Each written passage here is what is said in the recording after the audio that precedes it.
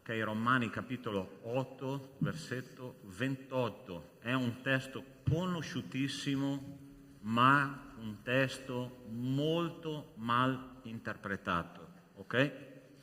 Perché la parola di Dio a volte ci dice delle cose che sicuramente non sono piacevoli, no? Ma sono cose che ci fanno crescere nella presenza di Dio. Romani 8, 28 dice così: Or noi sappiamo che tutte le cose cooperano al bene di quelli che amano Dio, i quali sono chiamati secondo il suo disegno. Tutte le cose cooperano al bene di quelli che amano Dio, i quali sono chiamati secondo il suo disegno. Sai che cosa ci sta dicendo questo testo? Ci sta dicendo che i problemi nella vita sono necessari. Non è una cosa simpatica, ma è una cosa necessaria. Perché? Perché noi dobbiamo imparare due cose importanti da questa verità. La prima, dobbiamo fidarci di Dio. Dio mette e Dio permette i problemi, entrambe le cose. Non solo permette, ma anche mette problemi nella nostra vita, perché possiamo fidarci di Lui, lasciarci prendere per mano e lasciarci portare fuori dalle nostre difficoltà. In quel modo noi impariamo a dipendere dalla grazia di Dio. E la seconda cosa, perché alla fine di quello che Dio avrà fatto, io e te sicuramente saremo cresciuti. Ok? E io vorrei cominciare con questo spirito stamattina, no? Io non so la tua vita, che sicuramente, io dico sempre questo nelle mie prediche: se tu non hai problemi nella vita, sono due possibilità: o sei un angelo oppure sei già morto, ok? Queste sono le due possibilità, ma se tu sei vivo sicuramente qualche problema hai, ma ricordati, i problemi della vita servono per crescere, i problemi della vita servono per fidarsi di più di Dio. Io ti invito ad alzarti e a pregare insieme a me.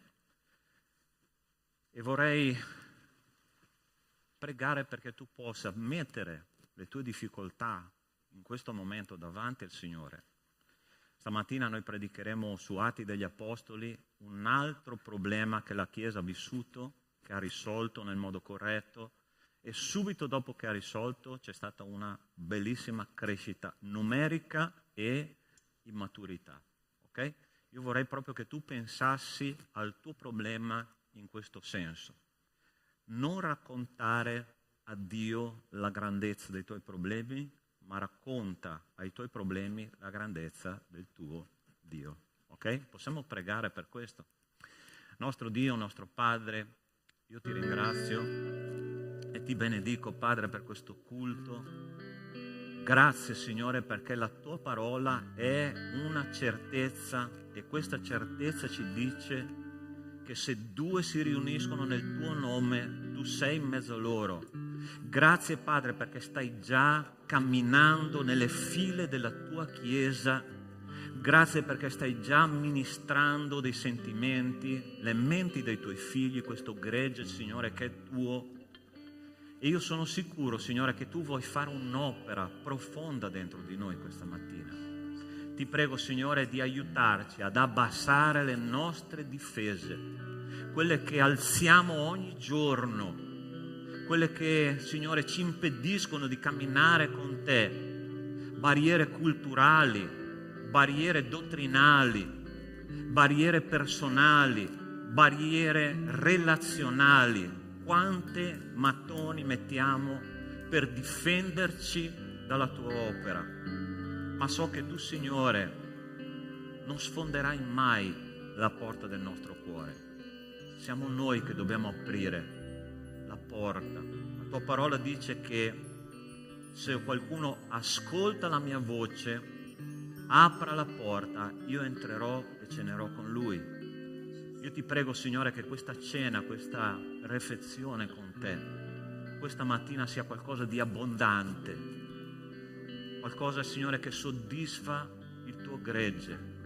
Portaci, Signore, nel verde pascolo che tu hai preparato per noi. Forse dovremmo fare una strada un po' difficile, affrontare degli ostacoli, ma vogliamo fidarci di te, Signore. Vogliamo essere portati là dove possiamo riposare sulle verdi praterie, Signore, dello Spirito. Ti ringraziamo e ti benediciamo. E io ti lodo, Signore, perché tu sei qua con noi. Ti chiedo tutto questo nel nome di Cristo Gesù. Amen e amen. Prima di sederti, anzi prima di cantare, perché staremo in piedi, ti invito a lasciare il tuo posto, salutare il tuo fratello, dare una parola di benedizione nel nome di Gesù. Amen.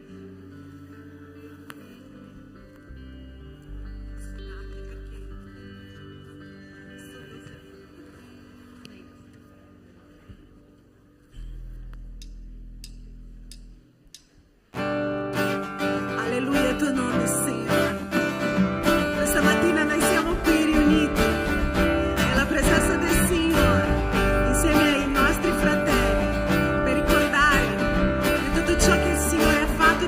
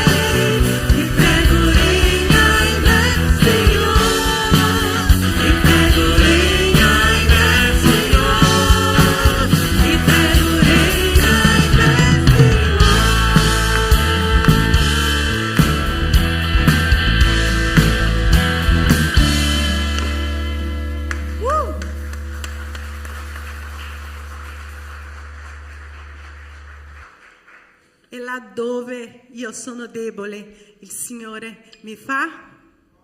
Alleluia al tuo nome, Signore.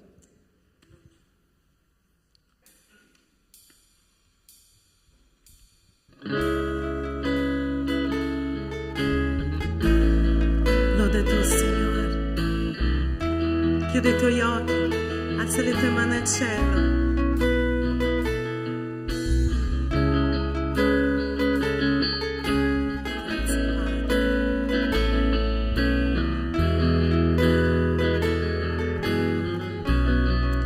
Sentire la Chiesa.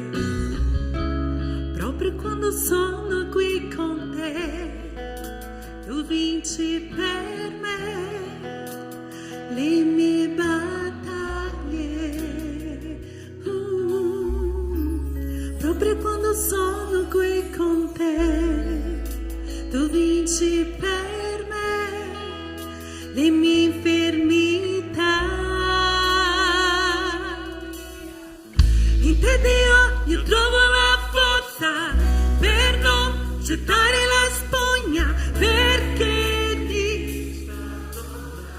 il suo sangue, alleluia. In Dio, Io trovo la forza per non gettare la spugna, perché Cristo è in me.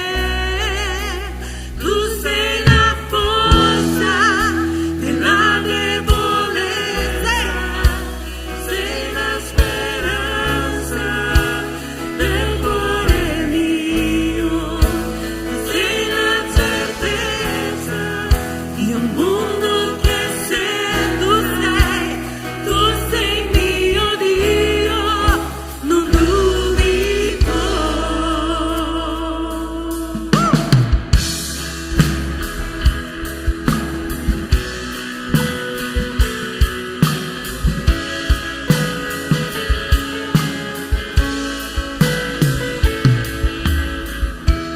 Proprio quando sono qui con te, tu vinci per me le mie battaglie.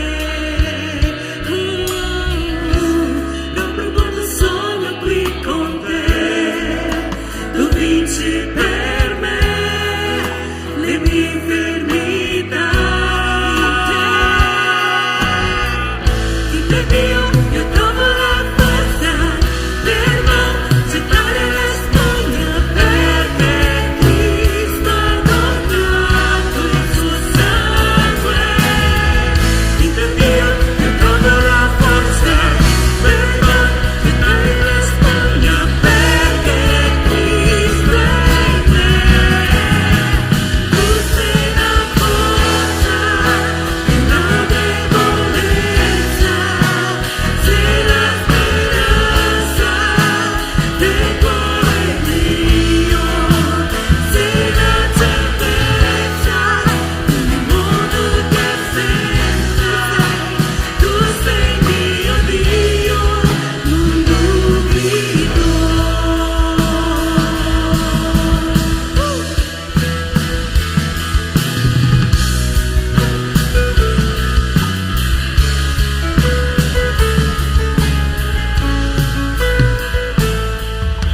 Se Gesù tu sei con me, chi? Se tu Gesù sarai con me, alleluia. Se Gesù tu sei con me, chi sarà contro di me? Se tu Gesù sarai con me, vincerò comunque. Se Gesù tu sei con me, chi sarà contro di me? Se tu Gesù sarai con me, vincerò comunque.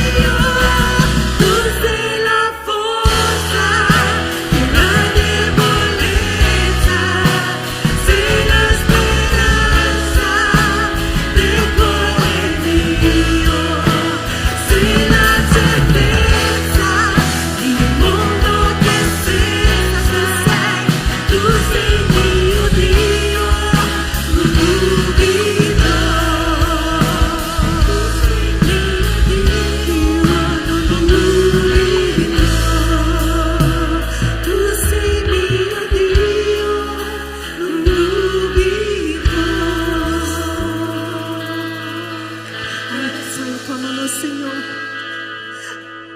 Signore, io ti ringrazio, Padre, perché tu sei il Dio della nostra vita, Padre.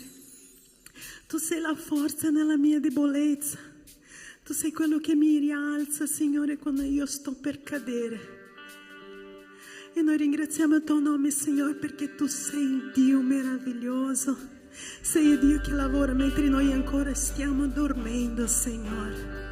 È la tua parola, è la tua parola, è il nostro insegnamento, la tua parola è il nostro manuale di istruzione. E noi chiediamo, Signore, che tuo Spirito Santo parla alla tua Chiesa questa mattina, affinché noi possiamo risvegliarci, Signore, e ringraziarti ogni momento delle nostre vite, Padre. Adesso, Chiesa, io vorrei che tu potessi alzare la tua voce con una frase di adorazione al Signore, ricordando di ciò che Lui è nella tua vita. Padre, grazie, Padre, perché tu sei nella mia vita. Grazie, Signore, perché la mia famiglia è davanti al tuo altare, Signore. Grazie, Signore, perché io non sono niente senza di te. Io adoro il tuo nome, Signore.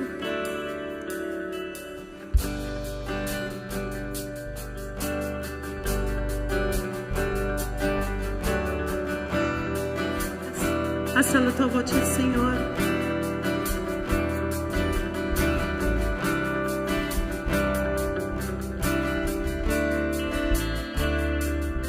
E io chiedo agli strumenti che abbassano un pochino, perché noi possiamo sentire la predica della Chiesa, le preghiere che sono alzate al Signore in questo momento.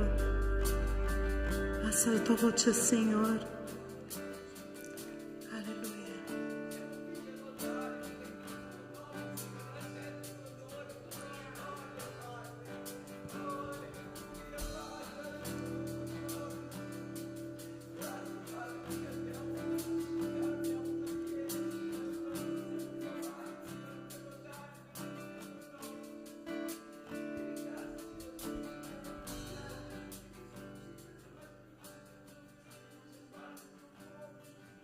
Amen, Gesù.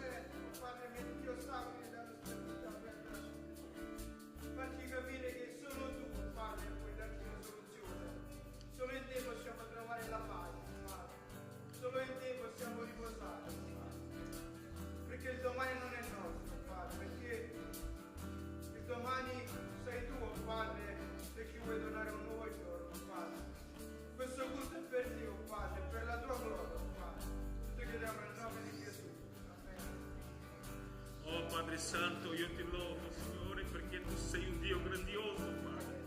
E Signore, è in quel momento in cui i nostri peccati sono stati cancellati, Signore, una volta per sempre, Padre, su quella croce, e non esiste più separazione, Signore, fra noi e Dio, Padre.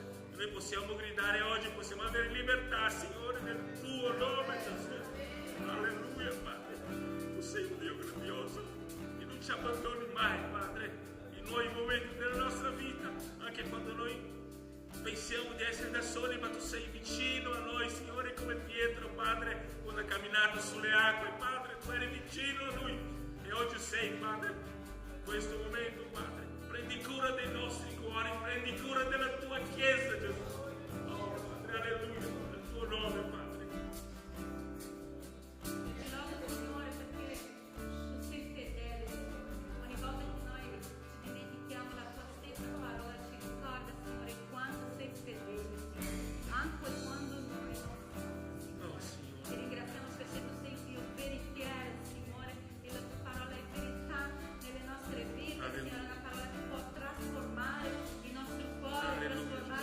La nostra mente, Signore, noi ti lodiamo per questo.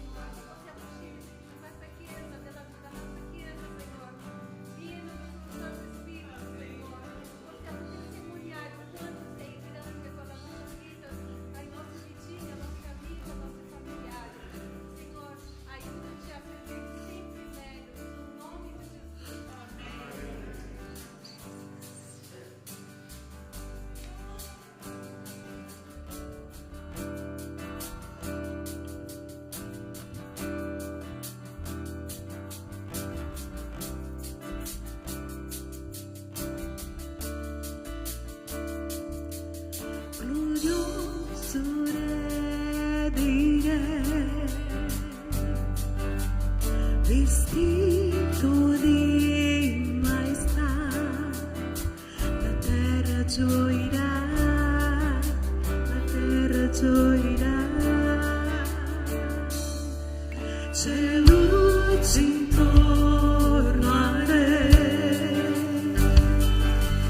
la voce sua si udrà, il male tremerà, il male tremerà. Dio grande Dio, canta che Dio grande Dio, si vedrà che grande Dio è il nostro Dio.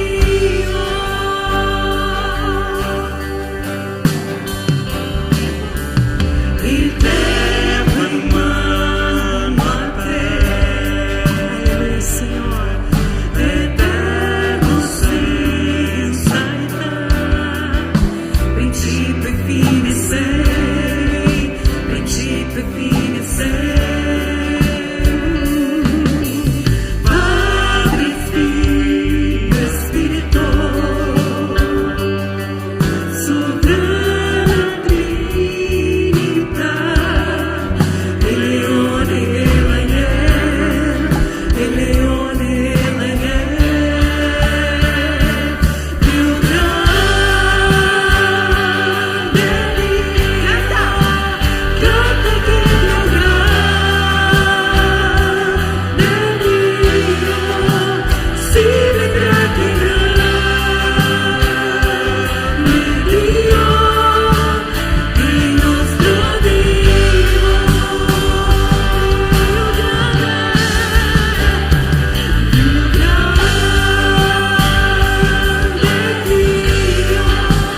canta che Dio grande Dio, si vedrà che grande Dio è il nostro Dio.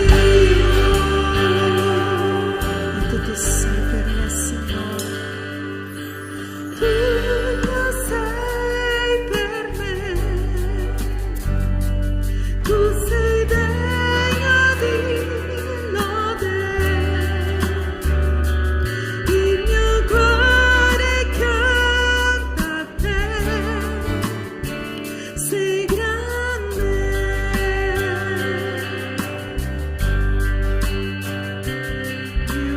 Tu lo sei per me, tu sei degno di lode, Si vedrà che il mio cuore canta a te, il nostro grande. Alleluia, Signore, alleluia, alleluia,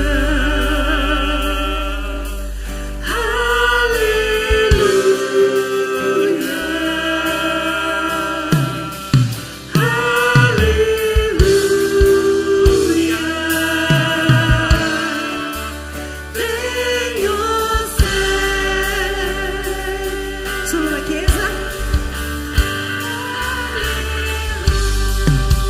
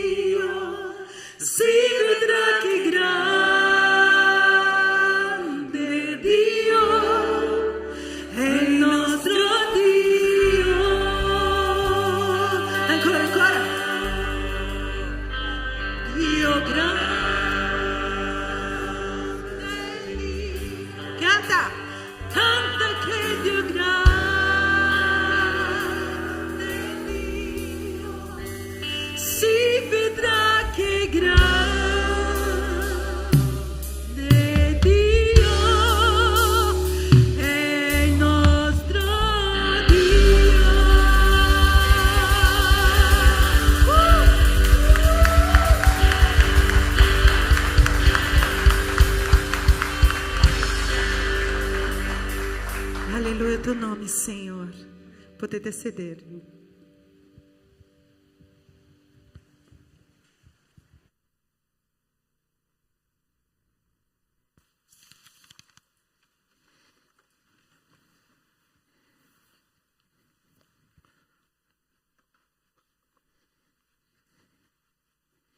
Fra pochi giorni si realizzerà un sogno che io ho da 7 anni, da quando sono in questa chiesa, ossia avremo il nostro pulpito, i predicatori avranno il loro pulpito.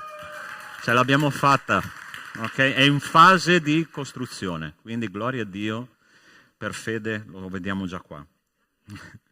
Ok, perché un corpo si ammala? Perché un corpo umano si ammala? Pastore, si ammala perché siamo fragili, siamo deboli? No. Un corpo si ammala per produrre anticorpi.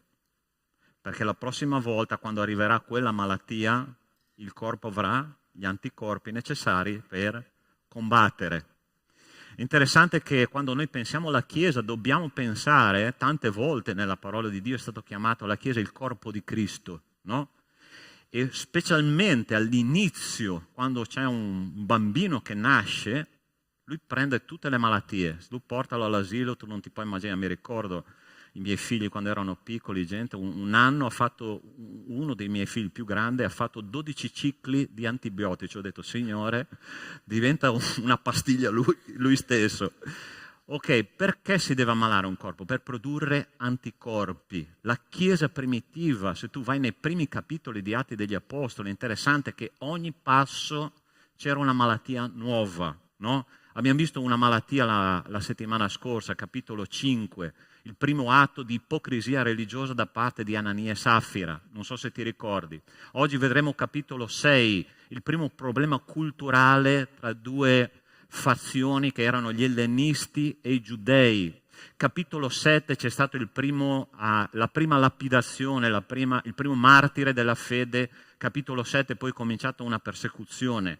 Al capitolo 11, se tu vai, c'è una grande critica a Pietro perché per la prima volta lui ha evangelizzato un pagano, il centurione Cornelio, no? E l'hanno litigato come se non ci fosse un domani. Al capitolo 15 c'è un altro litigio della Chiesa che è un litigio teologico, ossia dovevano mettersi d'accordo se la salvezza era per fede, attraverso la grazia oppure attraverso anche la legge di Mosè. Quindi in questi primi 15 capitoli, se tu li leggi tutti in sequenza, capirai quanto è necessario litigare, non sto scherzando, quanto è necessario che i problemi arrivino, quanto è necessario che noi dobbiamo affrontare delle difficoltà prima per fidarci del Signore e seconda cosa per poter crescere nella grazia del Signore. Oggi noi vedremo il capitolo 6 di Atti degli Apostoli, dove c'è stata l'elezione dei diaconi, ma prima dell'elezione dei diaconi la Chiesa ha cominciato a entrare in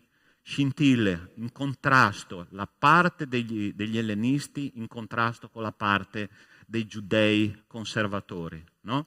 E sempre ci sono delle fazioni nella Chiesa che noi dobbiamo confrontare, affrontare, ma soprattutto risolvere. Quando ci sono dei malesseri o delle insoddisfazioni, la prima cosa che la Chiesa deve fare è trovare una soluzione e dopo la soluzione viene sicuramente un'altra e nuova crescita. Ok? Ma prima di predicare, questa era solo un'introduzione, io vorrei pregare insieme a te. Nostro Dio, nostro Padre, io ti ringrazio e ti benedico per essere qua un'altra volta stamattina. Signore, grazie che posso condividere la tua parola con i miei fratelli e ti prego che il tuo Spirito possa amministrare questo momento. Signore, quello che ho messo in più tu possa togliere, quello che manca tu possa aggiungere, ma che la tua parola sia seminata come tu l'hai pensata. Te lo chiedo nel nome di Cristo Gesù. Amen. Dice così il testo di Atti capitolo 6 dal versetto 1. In quei giorni, moltiplicandosi il numero dei discepoli, sorse un mormorio da parte degli ellenisti contro gli ebrei, perché le loro vedove erano trascurate nell'assistenza quotidiana. I 12, convocata la moltitudine dei discepoli, dissero: non è conveniente che noi lasciamo la parola di Dio per servire alle mense. Pertanto, fratelli, cercate di trovare fra di voi 7 uomini dei quali si abbia buona testimonianza, piena di Spirito Santo, di spirito e di sapienza, ai quali affideremo questo incarico.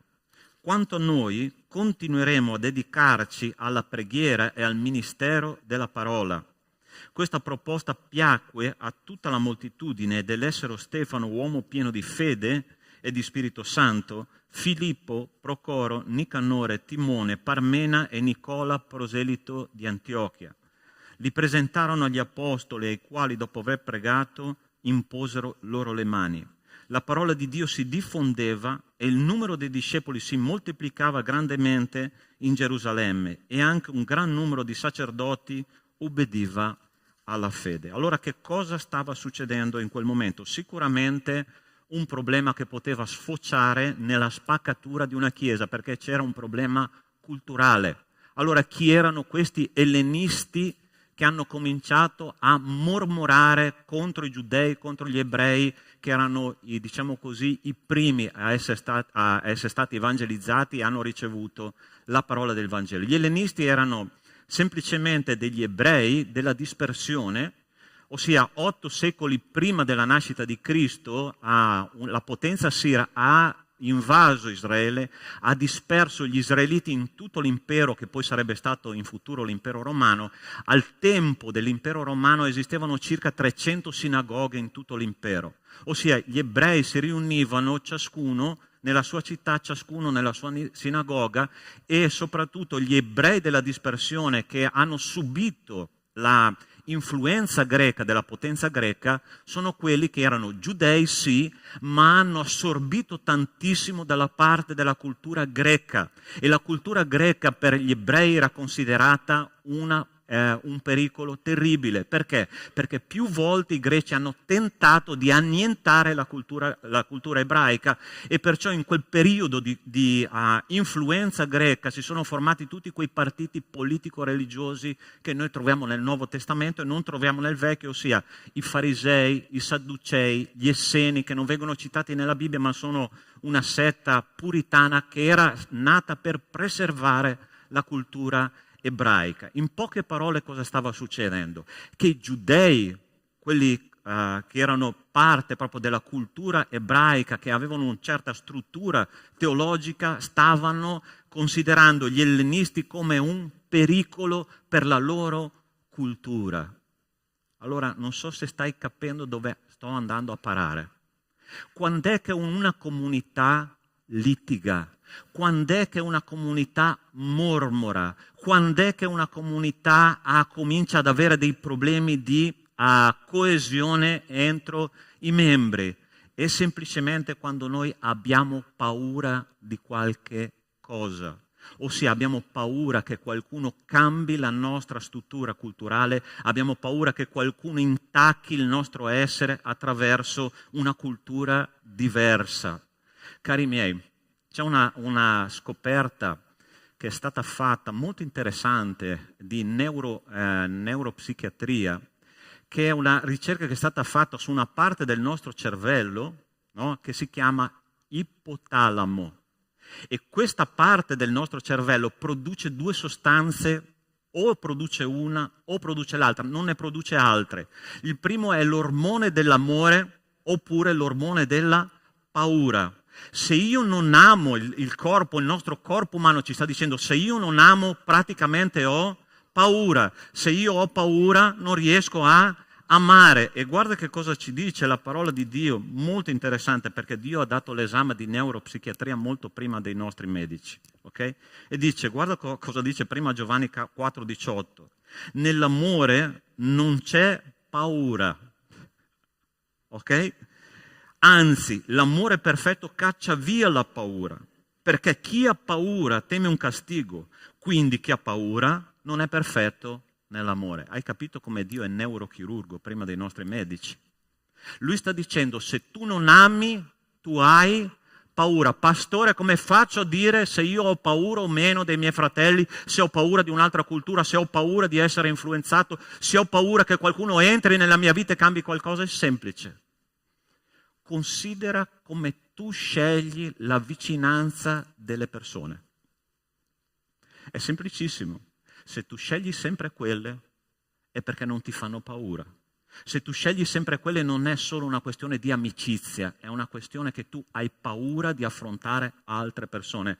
Io ho un'esperienza molto interessante quando sono andato l'ultima volta in Brasile nel 2013, 10 anni fa. Ho detto, Signore, io non conosco una parola di portoghese, io non so cosa farò lì, farò la civetta perché ascolterò con occhi grandi, ma non parlerò, ok? Farò come quei pappagalli che stanno molto attenti, no? A quello che gli dicono i padroni. Ma ho detto, io ho un'occasione imperdibile di conoscere una cultura diversa. E sapete che cosa ho fatto? Ho insistito per comprare un libro in portoghese. E tutte le mattine mi mettevo a leggere questo libro in portoghese. Quando arrivavano le parole complicate andavo sul vocabolario, cominciavo a ragionare. Quando non sapevo cosa vuol dire questa cosa, chiedevo a chi era, dove ero ospite. È interessante come Dio ha fatto la cosa, no? Io ho abitato per quasi un mese in casa di un avvocato. E tu sai che gli avvocati parlano, ok? E la prima settimana era, sì, ok fratello, sì. Ma piano piano nella mia mente ha cominciato a prendere piede qualche parola in portoghese. Dopo 2 settimane ho cominciato a fare qualche piccolo pensiero in portoghese. Dopo 30 giorni, fratelli, io non so come ho fatto, in quel caso io penso che ero veramente un pentecostale, perché dopo 30 giorni ho predicato 30 minuti a un convegno giovani. Qua c'è una sorella che forse mi ha visto, no? Che fa parte della chiesa di Atibaia. Dov'è la sorella? Eccola là. Forse non so se eri là quella sera, ma ho predicato 30 minuti in portoghese, ho detto, Signore, questa è la vera Pentecoste. Ma fratelli, perché io sono riuscito a fare un passo? Perché non ho permesso alla paura di dominarmi. Perché ho permesso all'amore per una cultura di entrare nel mio cuore. Se tu stai sempre con le stesse persone, se tu parli sempre la tua lingua e non ti esponi a delle difficoltà, non ti esponi a saltare l'ostacolo, ci sarà sempre dei gruppetti nella Chiesa che prima o poi litigheranno tra di loro, perché una necessità si creerà, cari miei. E si creerà, sì. La mia responsabilità è dirti che la Chiesa è molto di più che essere amici, è essere veri fratelli e abitare nella stessa casa e capire le culture che ci stanno vicino. Oggi noi viviamo con più di 10 culture nella nostra Chiesa. Gente, quante cose ci sono da conoscere. Lascia la tua area di sicurezza. Lascia la tua zona di conforto, smettele di uscire sempre con le stesse persone e va con delle persone che ti spaventano e dire adesso io ti amo perché tu sei un mio fratello. È così che bisogna fare. Tu vuoi una Chiesa unita, sì o no? Amen? Facciamo questo patto. Questa settimana tu andrai a trovare una persona con cui mai hai avuto niente a che fare. Va bene? Facciamo questo patto. Ok? Sì? Amen? Ok. Il Signore ci dice in Giovanni capitolo 13, 34 e 35, dice io vi do un nuovo comandamento, che vi amate gli uni gli altri, come vi ho amati, anche voi amatevi gli uni gli altri. Da questo conosceranno che siete miei discepoli, se avete amore gli uni per gli altri, non paura gli uni degli altri. Amen? Seconda cosa che voglio dirti su questo testo. Gli apostoli hanno avuto un serio problema, ok? Ma veramente grosso. E ti posso dire una cosa, in qualche modo noi, chiunque di noi, in qualche modo, prima o poi deve essere un leader di qualcosa.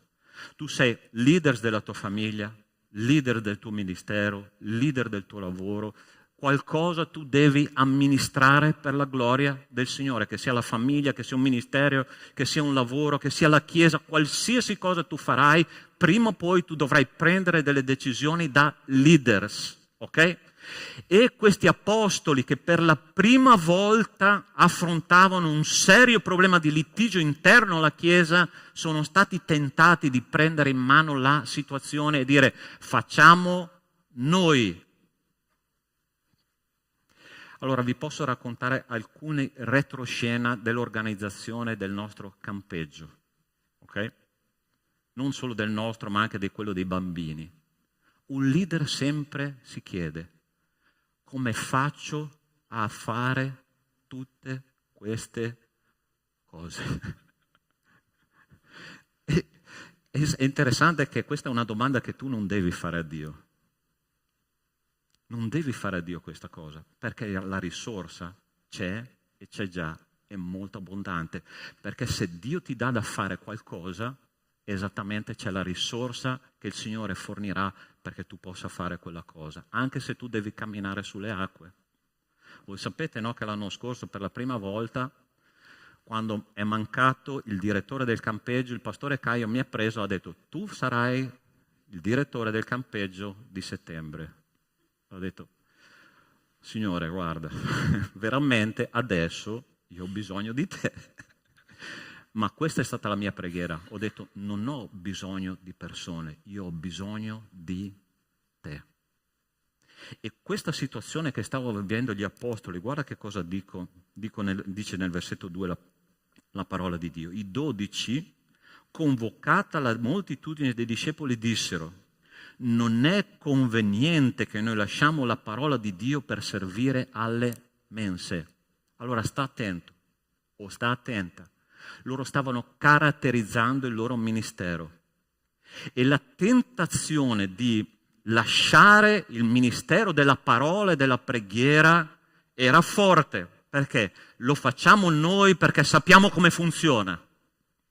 E la tentazione dell'assemblea era: lasciamo nelle mani degli apostoli, lasciamo nelle mani dei pastori che facciano loro perché loro sanno come funziona. Allora ti posso dire una cosa, questa è stata una tentazione diabolica molto sottile. Sai perché? Perché se nella Chiesa veniva trascurata, come hanno detto poi gli apostoli, la parola di Dio, il ministero della parola e il ministero della preghiera, la Chiesa crollava. Hai capito come ha fatto Satana? Ha messo una necessità nella Chiesa e poi ha detto: pensateci voi perché voi sapete come funziona bene. Ma è interessante che gli apostoli hanno preso l'esatta decisione per poter fare un salto di qualità. Allora ascoltami, tu che sei leader di qualche cosa, a cosa Dio ti ha chiamato a fare? Perché è interessante che tante volte noi interveniamo nelle situazioni, facciamo delle cose all'interno della Chiesa perché vediamo una necessità, sì, ma il Signore ti ha chiamato a fare quello, sì o no? È interessante che tante volte quando la Chiesa nasce, oggi la nostra non è più una Chiesa giovanissima, giovane ma non giovanissima. All'inizio, quando ci sono poche persone, tutti si coinvolgono in tutto. C'è chi canta, poi c'è chi suona, e poi c'è chi predica, e poi chi lava per terra, chi spazza. Insomma, tutti fanno un po' di tutto. Ma quando la Chiesa comincia a crescere, bisogna caratterizzare il ministero. Perché? Perché quando noi caratterizziamo il ministero, tutti fanno la loro parte e l'ingranaggio funziona bene. Dio non ti ha chiamato a fare cose che tu non sei in grado di fare. Dio non ti ha chiamato a fare tutto perché la comunità è una comunità. Perché si chiama comunità? Perché dobbiamo mettere in comune ogni cosa. Dobbiamo mettere in comune i nostri ministeri, dobbiamo mettere in comune i nostri talenti, dobbiamo mettere in comune i nostri doni spirituali. E quando noi cominciamo a agire in sintonia l'uno con l'altro con un unico obiettivo di glorificare Cristo, allora sì che la Chiesa funziona, allora sì che tutto va per il verso giusto. Perché? Perché tutto funziona come un corpo vivente, come un organismo. Immaginate un giorno se il tuo stomaco fa sciopero. Tu prova a immaginare: io voglio fare l'intestino, io voglio fare il fegato e rifiuta di fare lo stomaco. Secondo te come funzionerebbe un organismo? Sarebbe una roba che va tutta in tilt, no? Quindi gli apostoli dicono: quanto a noi continueremo a dedicarci alla preghiera e al ministero della parola. Interessante che quando gli apostoli fanno questa dichiarazione, sia al versetto 2 che al versetto 4, la parola diaconia è la stessa per una e la stessa per gli altri, ossia noi serviremo, ma anche i diaconi saranno servi, ossia non c'è più o meno importanza nei ministeri, cioè il ministero è più responsabilità o meno responsabilità, ma non c'entra niente il valore della persona con il ministero. Pastore non è superiore a nessuno, ha solo una responsabilità più grande, ok? È questo che è nella Chiesa, non abbinare dono con maturità. Questo è fondamentale che noi capiamo nella nostra Chiesa. Sai perché? Perché la Chiesa di Corinto, dice l'Apostolo Paolo, era piena di doni spirituali, ma erano dei bambini in Cristo. Non c'entra niente il ministero che io faccio o il dono che io ho con la maturità spirituale che io ho. E grazie a Dio gli Apostoli hanno detto: noi continueremo a dedicarci alla predicazione della parola di Dio, al ministero della parola di Dio e alla preghiera. Allora, punto numero 3 che voglio considerare insieme a te. Dovevano creare un nuovo servizio coinvolgendo la comunità. Allora guarda la profondità di questa affermazione. Pertanto, fratelli, cercate di trovare fra di voi 7 uomini a cui affideremo questo incarico. Allora sta attento. Purtroppo nelle chiese questa cosa di i pastori cercheranno, i pastori troveranno, i pastori faranno, i pastori diranno, i pastori penseranno, i pastori sentiranno, non funziona. Fra poco, fratelli, noi dobbiamo fare l'elezione dei nuovi diaconi, che scade il mandato diaconale. Allora che cosa dice la parola di Dio?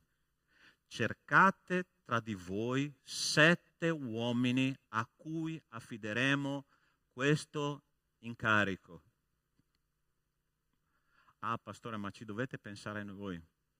La parola di Dio non dice così. Ti sei guardato in giro se ci sono persone mature spiritualmente, preparate spiritualmente, dedicate all'opera del Signore, che io posso proporre alla Chiesa perché possono diventare dei veri servi di Dio? Sì o no? Hai nella tua agenda qualche nome da proporre? Perché è interessante, fratelli, perché se io devo proporre un nome è perché devo conoscere le persone. Seconda cosa, se io devo proporre quelle persone, non solo devo conoscere le persone, ma devo conoscere la volontà di Dio per quella persona. È questo essere comunità. I pastori non hanno tutto il potere in mano, i pastori devono delegare queste cose alla comunità, perché la comunità deve cominciare a stringere dei legami forti tra una cellula e l'altra. Questo significa essere comunità. Guardati in giro. Ah, pastore, ma io frequento le solite 2 o 3 persone. Il grande problema è quello. Comincia a conoscere le persone, perché le persone ti diranno che cosa loro sono, che cosa loro hanno intenzione di fare nella loro vita, perché è un tuo fratello, perché è una tua sorella, ma per fare questo occorre che cosa? Che cosa occorre per fare questo? Tempo. Tempo, fermati a parlare con le persone, conosci. Il mondo ci dice: conosci te stesso, conosci gli altri e vedrai che tu guadagni un'identità.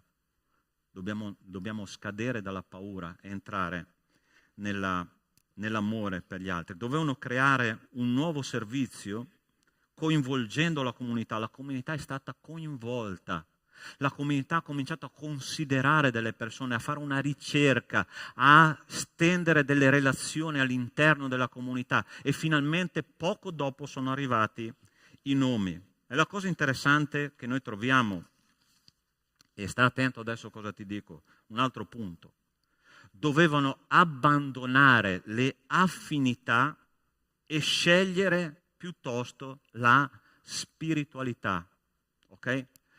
Ah, io propongo questa persona perché mi è simpatica. Io propongo questa persona perché è un mio amico, una mia amica. Allora sta attento, come abbiamo aperto questo testo biblico. Ti ricordi che c'erano due fazioni che hanno litigato? Sì? Ebrei contro gli ellenisti. Se tu vai a scorrere l'elenco dei nomi che sono stati eletti diaconi, molto interessante è che non ce n'era uno di ebrei, erano tutti nomi greci. La comunità ha fatto un salto di qualità pazzesco. Guarda che cosa dice. Questa proposta piacque a tutta la moltitudine dell'essero Stefano, uomo pieno di fede e di Spirito Santo, Filippo, Procoro, Nicanore, Timone, Parmena e Nicola, proselito di Antiochia. Ossia addirittura il proselito era un pagano che si era convertito al giudaismo e l'hanno inserito nel gruppo dei 7. La comunità stava maturando, sì o no? Sì o no?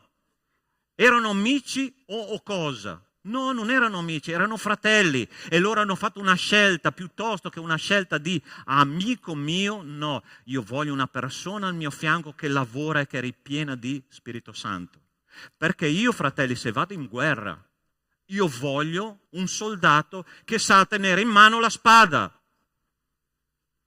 Io non voglio un mio amico che scappa nel momento del bisogno.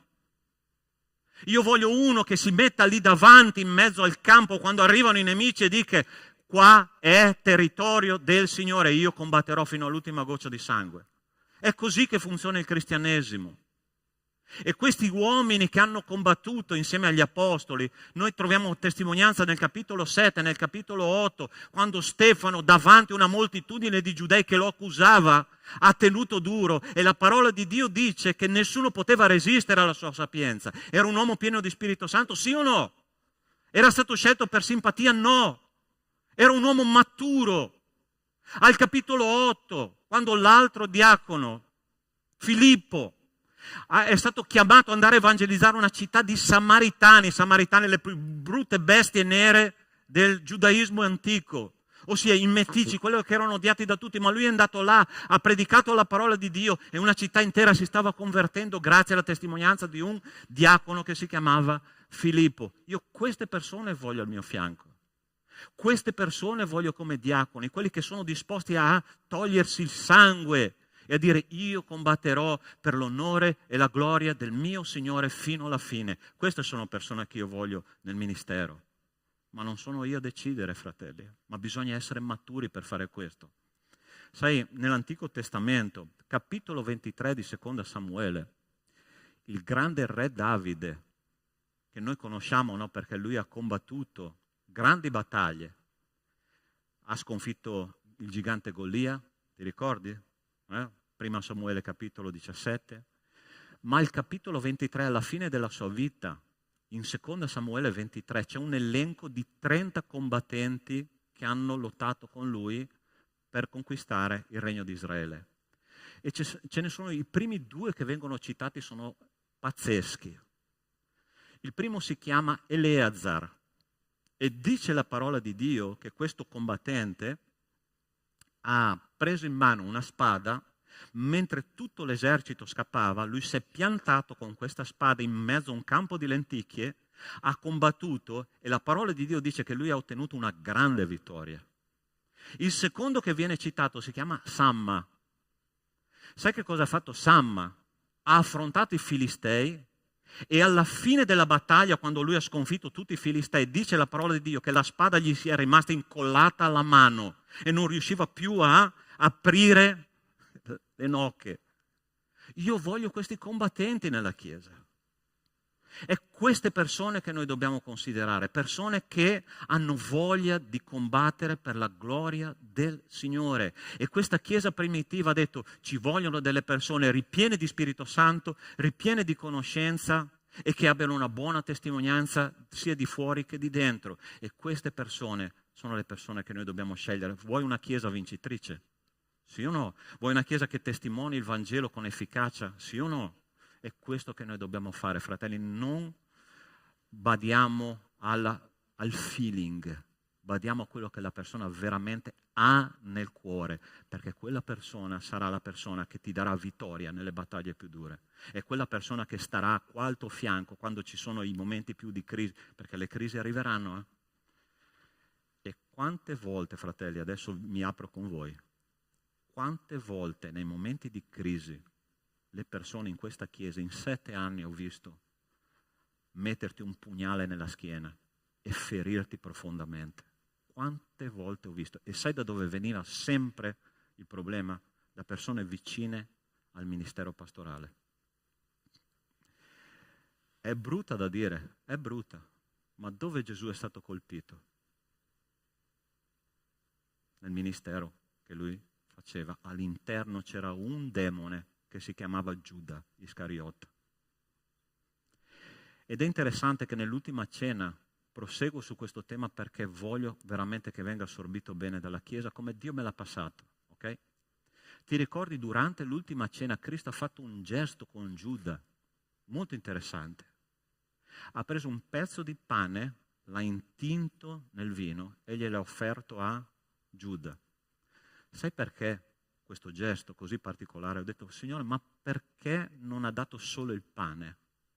Nella cultura ebraica, dare un pane intinto nel vino da parte del capofamiglia è come dire, tu sei una persona importante per me.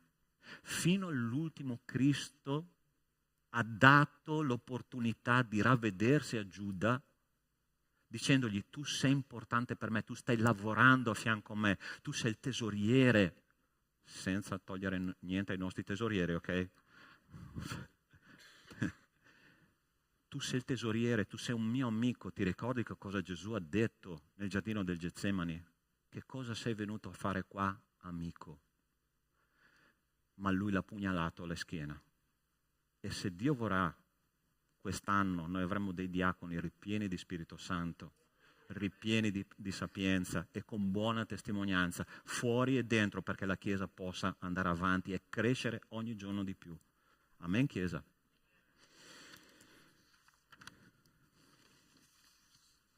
Quando noi facciamo così, gli effetti nel mondo spirituale sono straordinari.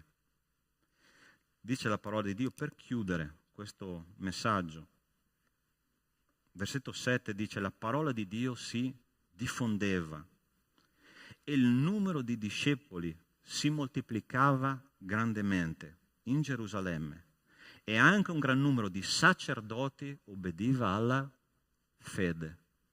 Ossia quei sacerdoti che hanno resistito, quei sacerdoti che tanto si aggrappavano alla legge di Mosè, combattevano contro il messaggio della grazia, hanno visto la Chiesa che si univa in un unico corpo, in un unico pensiero, con un unico scopo.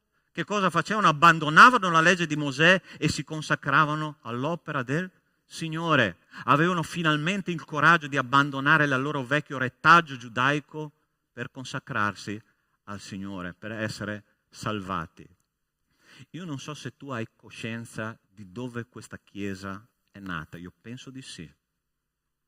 Nord-est Italia, dove si lavora tanto, dove si guadagna tanto, dove c'è benessere, e questa è la regione più benestante di tutta l'Italia, il Veneto. Tu sai di questo, no?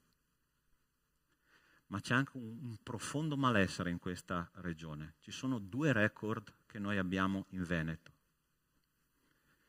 Il primo è la prima regione come abbandono di anziani. Tu lo sapevi? Il secondo tristissimo record è che noi abbiamo il più alto numero di suicidi adolescenziali di tutta l'Italia. Ossia, la parte estrema della vita e la parte iniziale della vita sono quelle più con un malessere profondo che noi dobbiamo curare. Come possiamo fare questo? Noi dobbiamo offrire al mondo una Chiesa unita. Dobbiamo offrire al mondo una visione spirituale che ancora non c'è, perché la Chiesa deve aprire gli occhi dei ciechi, aprire il carcere ai prigionieri, ma quando noi saremo pronti, quando noi supereremo le nostre paure per amare gli altri nella loro diversità, quando noi riusciremo a delegare dei lavori nella Chiesa, non fare tutto noi, non sentirci più in grado degli altri, quando noi cominceremo a consacrare delle persone consacrate e di essere veri servi, quando noi faremo tutto questo, il Signore comincerà a benedirci in un modo straordinario. perché Dio ha già scelto questo. Dio ha in mente per noi qualcosa di grande, ma noi dobbiamo fare la nostra parte. Hai capito il messaggio della parola stamattina? Ok? Hai accettato la sfida che il Signore ti dà questa mattina? Vai oltre la tua zona di conforto. C'è molto di più che il tuo amico o la tua amica nella chiesa. C'è il tuo fratello e la tua sorella. È lì che tu devi andare, anche se non lo conosci.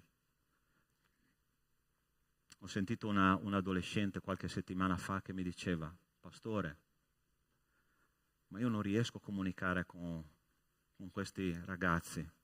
Ho detto: sai cosa devi fare? Devi giocare a una roulette, devi prenderti un rischio. Prenditi i rischi di cambiare, perché i cambiamenti sono buoni. Sai che cosa fa l'aragosta quando arriva a un certo punto della sua crescita? Lei perde tutto il suo guscio, ok? Ed è in balia dei pesci del mare, ma fa una cosa molto intelligente. Si ritira per qualche settimana in una roccia profonda dell'oceano e rimane lì fin quando la sua cartilagine non è ricresciuta. E in quel momento lei può uscire di nuovo e affrontare di nuovo i pericoli del mare. Noi dobbiamo fare così, dobbiamo cambiare pelle e questo ci costerà qualcosa. Dovremmo stare alla presenza di Dio, la nostra roccia profonda, il nostro rifugio chi è? Il Signore. Ma non possiamo rimanere tal quali, perché rimanendo tal quali la Chiesa non crescerà mai. Dio sta già facendo grandi cose attraverso di noi, ma Lui vuole di più. Lui vuole che noi camminiamo sulle acque, Lui vuole farci vedere dei miracoli, Lui vuole farci vedere che lo stesso Dio è di quello di ieri, è lo stesso oggi e sarà domani. Dio non è cambiato, noi siamo cambiati, ma oggi il Signore ci dà un'opportunità di tornare al primo amore, ok? Io voglio pregare insieme a te e chiedere al Signore che in ciascuno di noi possa essere fatta un'opera. Tu vuoi essere come quel Eleazar, come quel Samma, che hanno combattuto con la spada in mano fino alla fine. Non spetta solo ai pastori, non spetta solo ai diaconi, ma a ogni membro di chiesa bisogna che prenda in mano la sua spada e combatta a fianco del suo fratello, a fianco della sua sorella. Io riprendo nel nome di Cristo Gesù ogni mormorio sotterraneo di questa chiesa e dichiaro, Signore, nella tua presenza che questa chiesa è una chiesa santa, pura, che sta decidendo, Signore, di combattere per la tua causa. Oh Signore, nella tua presenza ci sono gioia in abbondanza. E come è stato per la chiesa primitiva, Signore, quando hanno vissuto questo problema, hanno superato questo problema, hanno cercato una soluzione e dopo è venuta la crescita. Signore, ti chiedo nel nome di Cristo Gesù che tu possa toccare questa mattina dei fratelli e delle sorelle, perché possano, Signore, partecipare a quello che tu farai fra poco. Un'opera grandiosa, meravigliosa per la tua gloria. Tutta la Chiesa pregando in questo momento. E ti chiedo che se tu sei stato toccato da quello che la parola di Dio ha detto, ti chiedo nel nome di Gesù di alzarti lì dove sei, perché io voglio pregare insieme a te. Dio ti benedica qua, Dio ti benedica là dietro, Dio ti benedica, Dio ti benedica. Amen, Dio ti benedica. Tu vuoi far parte di questo esercito invincibile che si chiama Chiesa di Dio. Alzati nel nome di Cristo Gesù, non avere vergogna di quello che decidono gli altri, decidi sulla base di quello che Dio ti ha detto, non di quello che gli altri pensano o gli altri dicono. E io voglio pregare insieme a te questa mattina perché tu possa sentirti parte di questa grande famiglia che è la Chiesa di Dio. Nostro Dio, nostro Padre, io ti ringrazio e ti benedico perché tu hai fatto un'opera, Signore, stamattina. Abbiamo chiesto e tu hai risposto, Signore. E nel nome di Cristo Gesù ti prego che ogni pettegolezzo, ogni mormorio, ogni critica cada nel nome di Cristo Gesù e che la nostra Chiesa sia, Signore, paradiso in terra.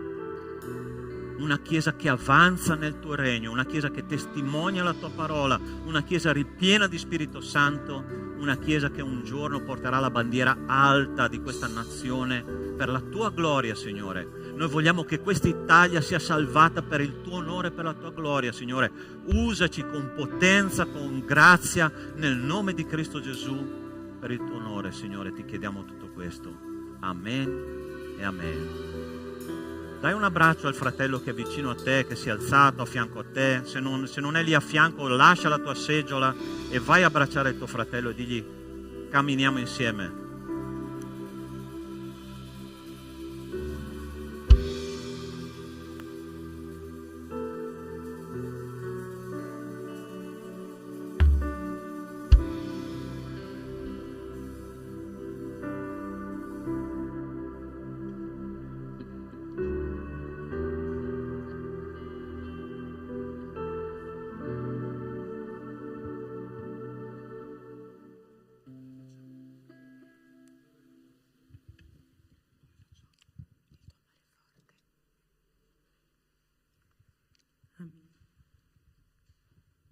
Amém. Alleluia, tuo nome, Signore.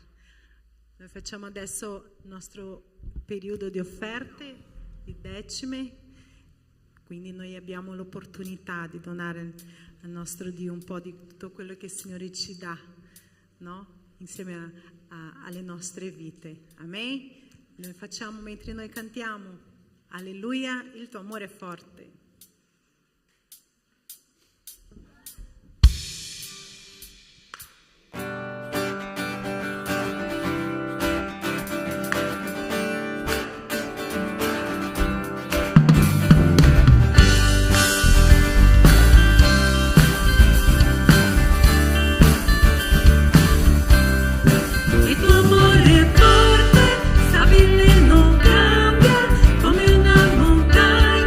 Su cui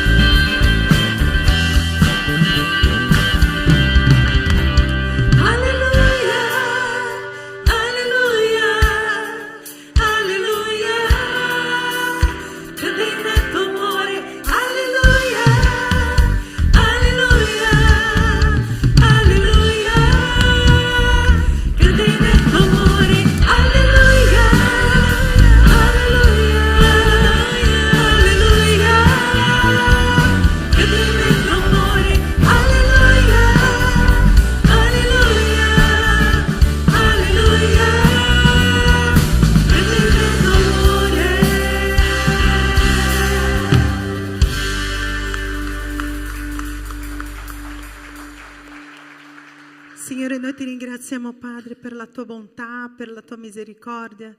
Ti ringraziamo, Signore, perché il Signore ci ha provveduto, ci ha donato, Signore, ogni bene e il nostro lavoro, Signore, le nostre famiglie. Signore, possa, Signore, prendere questi soldi, Signore, e far con che questo possa, Signore, aiutare la Chiesa a avanzare, il suo nome, Signore, possa essere più grandi ancora di più, e che noi possiamo veramente, Signore, tramite questo, Signore, far crescere il tuo nome qui sulla terra, e che tutte le persone possano conoscere il tuo amore, Signore, che è così grande. Grazie per tutto ciò che hai fatto, grazie per le nostre vite. Questa settimana possa essere una settimana di benedizione nella tua presenza. In nome di Gesù, amen.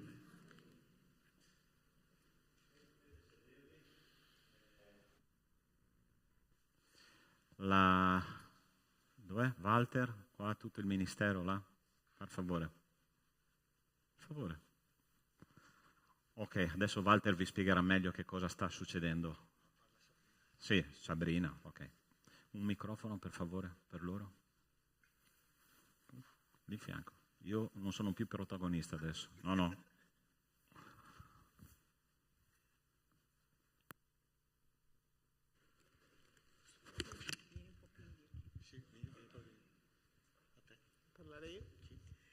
Allora, non so se vi ricordate, un po' di tempo fa abbiamo fatto partire un percorso formativo che ha il nome di Ascoltiamoci, un percorso sia per conoscere meglio se stessi, sia per acquisire strumenti educativi e relazionali anche da rivolgersi in famiglia, se si lavora nel mondo comunque educativo dell'insegnamento. Hanno partecipato diverse persone e in realtà io adesso cedo la parola a queste persone affinché loro possano dirvi come è andato il percorso e insomma riportare a voi un loro commento rispetto agli incontri che abbiamo effettuato. Sarà anche l'occasione però in cui io adesso darò gli attestati di partecipazione. Do quindi la parola a chi? A Rossella? Prego. Allora, io l'ho fatto perché sono curiosa, principalmente pensavo che mi aiutasse nelle mie relazioni con gli altri. In realtà ha aiutato molto di più me stessa. Ho imparato a conoscermi meglio e ho conosciuto una Rossella che non sapevo esistesse. Mi è dispiaciuto che sia finito e sono qua che aspetto di poter continuare, perché è come se fosse rimasta con una puntata bellissima a metà. E quindi spero vivamente che potremo continuare questo percorso formativo molto molto interessante, lo consiglio vivamente. Anch'io voglio ringraziare Sabrina e anche Walter per questa iniziativa molto bella. E voi sapete che ho un bambino con la sindrome di Down e adesso è stato diagnosticato anche l'autismo severo e ho voluto fare il corso all'inizio per imparare un po' di più di quello che imparo tutti i giorni con le terapiste. Invece lei, la Sabrina, ci ha dato anche strumenti per lavorare a casa, per conoscerci, come ha detto la Rossella, anche per rispettare l'altro, nel senso che il mio bambino tante volte io arrivo già e faccio tutto per lui perché faccio meno fatica io e credo nella mia testa che lui così sta bene. Invece la Sabrina mi ha fatto vedere da un altro punto di vista che bisogna rispettare la persona che sta avanti e fare lei le cose, dare quell'autonomia che i professionisti certo puntano sempre a quelle, ma noi come genitori vogliamo arrivare prima, cercando di fare il bene, facciamo del male purtroppo. E così ho imparato tanto, mi è stato molto molto utile poi il rapporto tra di noi si è creato una cosa così molto bella. Abbiamo visto anche ognuno nel suo essere, no? Interiore, e abbiamo imparato anche uno con gli altri. Anche io con Di Salvo Sera voglio continuare, spero che si facciano anche altri corsi e sono molto grata. Buongiorno, io innanzitutto ringrazio a Sabrina dell'opportunità e a Walter. Ho fatto il corso per curiosità. Sì, è stato molto, molto bello, anche perché ho conosciuto realtà diverse, quelle solite, e aperto un po' gli orizzonti, ecco. Conoscere le mie compagne di viaggio è stato un piacere immenso e mi hanno regalato tutti qualcosa. Grazie.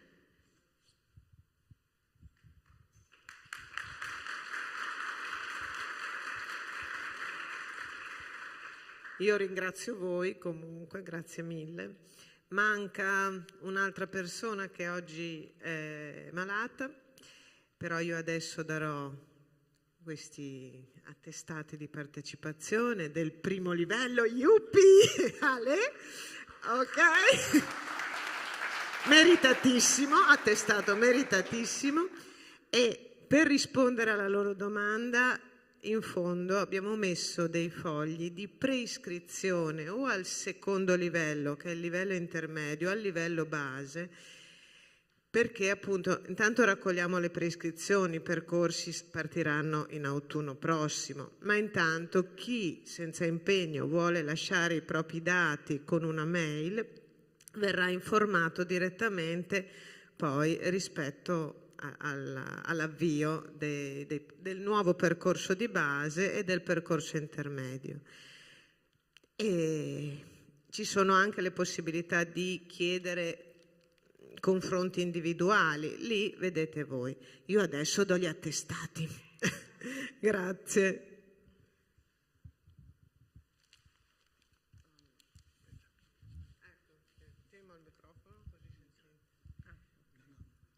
Per Marzia.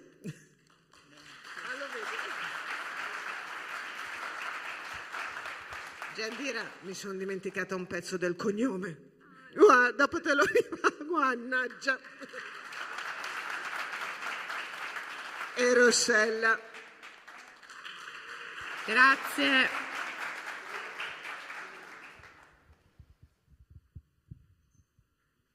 Vi aspettiamo, iscrivetevi tutti.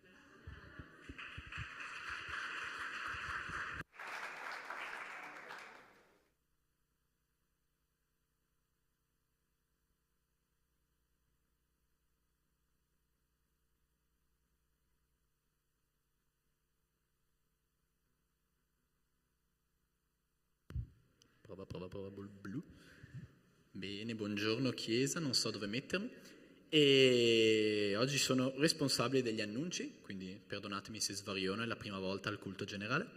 E bene, gli annunci di oggi sono un reminder dei campeggi, il campeggio dei ragazzi, questo è per un po' più piccolini, stiamo preparando tutte le informative, tutte le cose saranno diramate nei prossimi giorni, quindi se avete dubbi vi chiediamo qualche giorno di pazienza, stiamo lavorando per voi, vi siete informati su fasce d'età, costi, dove si andrà, cosa si farà, quindi non temete da questo punto di vista, sarete presto informati. Per informazioni, monitori della scuola domenicale, io, Cecilia, i pastori, siamo a vostra disposizione. Campeggio dei un po' più grandicelli, per adolescenti, per giovani, il Winners Camp, visto che i precedenti campeggi sono piaciuti tanto, per la fascia d'età dai 14-15 in su fino ai più grandicelli, più vecchietti come me, si può partecipare, potete chiedere informazioni a noi, potete chiederle ai pastori, è un bellissimo evento, le date sono a giugno, le vedete là, ed è una grande occasione per essere tutti insieme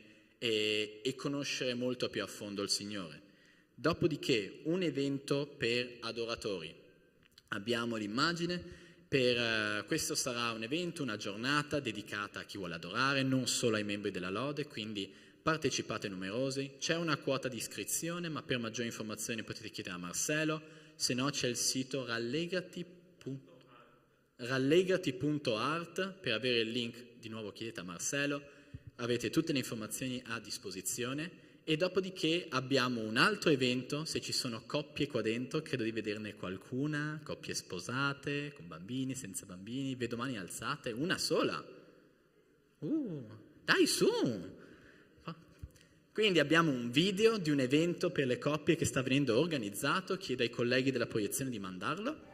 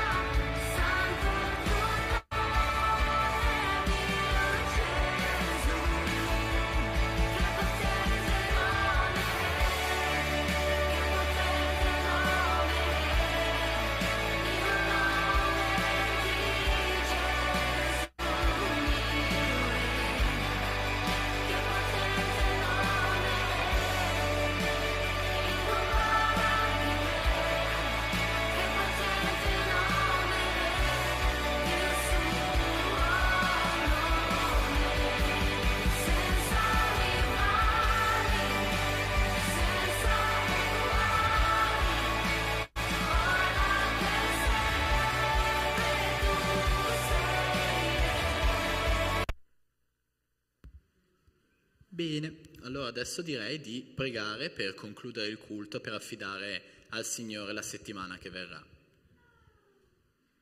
Signore, noi ti ringraziamo per il culto che ci hai dato oggi, ti ringraziamo per la parola che è stata seminata e noi ti preghiamo, Padre, che tu possa conservare questa parola nei nostri cuori, che ciò che tu hai seminato oggi non vada perduto ma metta radici profonde. Ti prego, Padre, che tu possa usare potentemente la vita di tutti noi, di tutti i miei fratelli in questa chiesa durante questa settimana, che tu possa sostenerli nelle loro fatiche e gioire insieme a loro nelle loro gioie. Io te li voglio affidare, Padre, ti chiedo di guidarli per tutta questa settimana, Signore, benedirli e proteggerli. Nel nome di Gesù, amen. Quindi Dio vi benedica, se è la prima volta che venite siete più che benvenuti a tornare, se non è la prima volta siete comunque più che benvenuti a tornare. Buona settimana, buona domenica, buone ferie domani e ciao.